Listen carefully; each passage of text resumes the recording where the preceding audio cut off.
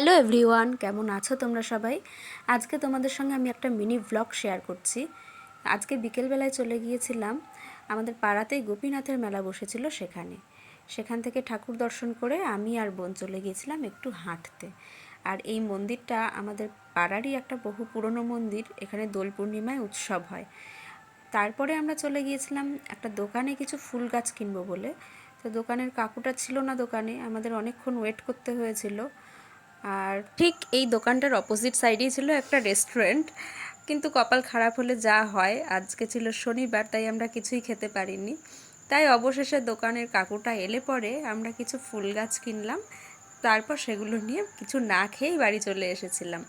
তোমাদের যদি আমার এই ব্লগটা ভালো লেগে থাকে তাহলে প্লিজ একটা লাইক করে দিও। আর এরকম ব্লগ যদি আরও দেখতে চাও তাহলে আমাকে কমেন্ট করো।